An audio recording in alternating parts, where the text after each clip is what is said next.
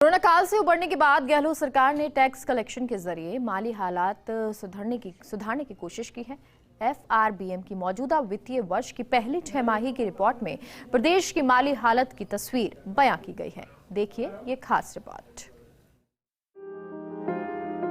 इस छमाही में राज्य सरकार का कर्ज बढ़ गया है। हालांकि इस दौरान टैक्स कलेक्शन ने अर्थव्यवस्था की नैया को थामने की कोशिश की। प्रदेश की माली हालत की तस्वीर एफआरबीएम रिपोर्ट ने बयां कर दी। इसके अनुसार सरकार का कर्ज 44,391 करोड़ बढ़ा है।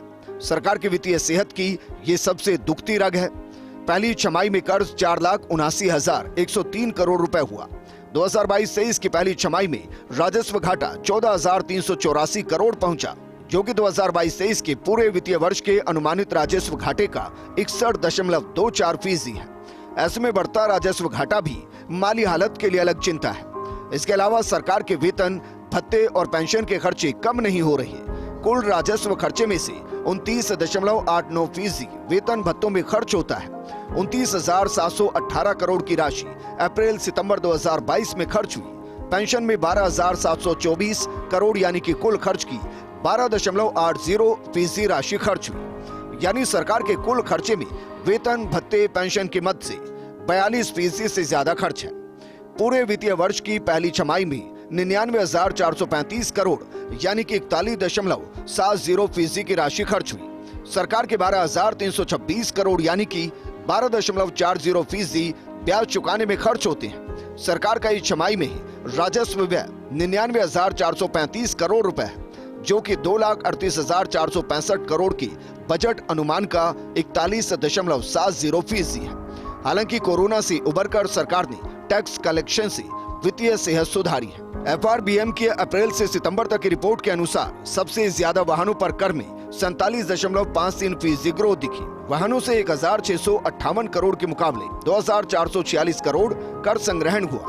वहीं स्टाम्प एंड रजिस्ट्रेशन से कर राजस्व में 41.70% की वृद्धि दिखी। इस छमाही में 2,850 करोड़ के मुकाबले 4,038 करोड़ का कर राजस्व मिला। जीएसटी में कर राजस्व की वृद्धि 32.29% रही। 11,963 करोड़ के मुकाबले 15,826 करोड़ का कर राजस्व मिला। ओवरऑल 21.71% की ग्रोथ देखी गई। 33,598 करोड़ के मुकाबले 40,892 करोड़ का कर राजस्व मिला। हालांकि गुड्स एंड पैसेंजर्स में 96.19% की नेगेटिव ग्रोथ रही। 147 करोड़ के मुकाबले 5 करोड़ का कर राजस्व रहा। कमोडिटीज एंड सर्विसेज में विलासिता कर और मनोरंजन कर में 95.55% की नेगेटिव ग्रोथ रही। विद्युत पर कर और शुल्क के रूप में 660 करोड़ के मुकाबले 389 करोड़ का राजस्व रहा। भूमि कर का राजस्व भी 37.5% घटा है। 318 करोड़ के मुकाबले 198 करोड़ का कर राजस्व मिला है। अप्रैल से सितंबर 2022 तक 63,556 करोड़ कुल कर राजस्व रहा। इसमें खुद का कर राजस्व 40,892 करोड़ और केंद्र के करों में राज्य का हिस्सा 22,664 करोड़ रहा। जबकि पिछली बार का कर राजस्व 49,274 करोड़ था। पिछली बार के कर राजस्व में खुद का कर राजस्व 33,598 करोड़ रहा। ऐसे में अप्रैल सितंबर 2021 की छमाही की तुलना में कर राजस्व में 28.98% की वृद्धि रही। वहीं प्रदेश को केंद्रीय करों के हिस्सों का 15,676 करोड़ का कर राजस्व मिला। पेट्रोलियम और माइनिंग सेक्टर राज्य सरकार की दुधारू गाय माना गया। 2022-23 की पहली छमाही में इन दोनों सेक्टर्स में खासा राजस्व बढ़ा है। 2021-22 के 1,823 करोड़ के मुकाबले 2,895 करोड़ पेट्रोलियम का राजस्व रहा। ये 2021-22 के इस अवधि में मिले राजस्व से 57.08% ज्यादा है। वहीं खनन से 2,409 करोड़ के मुकाबले 3,133 करोड़ का राजस्व मिला। 2021-22 के इस अवधि में मिले राजस्व से ये 30.01% ज्यादा है। वैसे पेट्रोलियम के बाद परिवहन सबसे ज्यादा राजस्व वृद्धि वाला सेक्टर है। इसमें 1,658 करोड़ के मुकाबले 2,448 करोड़ राजस्व मिला, जो 2021-22 की इसी अवधि के राजस्व से 47.64% ज्यादा है। कोयला संकट के बावजूद प्रदेश का ऊर्जा उत्पादन बढ़ा है। 30 सितंबर 2022 तक प्रदेश में 23,472.96 मेगावाट ऊर्जा का उत्पादन हुआ। इसमें खुद की सहभागिता वाले और गैर पारंपरिक ऊर्जा स्रोतों से विद्युत उत्पादन शामिल है।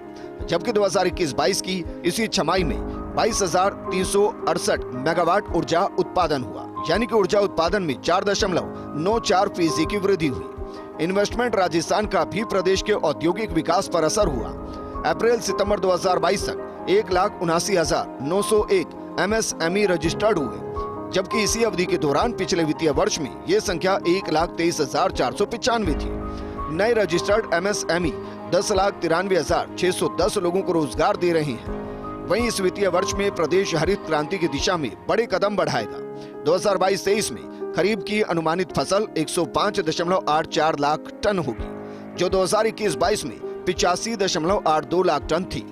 इसमें करीब 20 लाख टन यानी कि 23.33% की अनुमानित वृद्धि है। 2022-23 में खरीफ में अनाज का रकबा 72.74 लाख टन के मुकाबले 85.72 लाख टन संभव है, यानी करीब 13 लाख टन या 17.84% अनाज का रकबा बढ़ेगा। तो 13.07 लाख टन के मुकाबले 20.11 लाख टन दाल का उत्पादन होगा, यानी 7 लाख टन या 53.86% बढ़ोतरी होगी।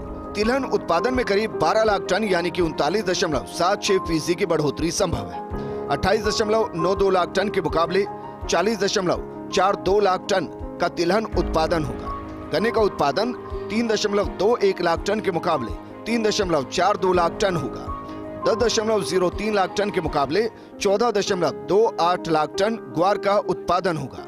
24.82 लाख बेल्स के मुकाबले 28.97 लाख बेल्स रुई का उत्पादन होगा। सरकार के बचे हुए 6 माह में टैक्स कलेक्शन और अनाज के बढ़ते उत्पादन से काफी हद तक अर्थव्यवस्था स्थिरता की तरफ बढ़ सकती है। बजट प्रबंधन करते समय अब सरकार को यह ध्यान रखना होगा कि ओवरड्राफ्ट की स्थिति पैदा नहीं हो, ताकि अब तक बनाया हुआ वित्तीय संतुलन आगे भी कायम रह सके। कैमरा पर्सन इकबाल के साथ Rituraj Sharma, First India News, Jaipur.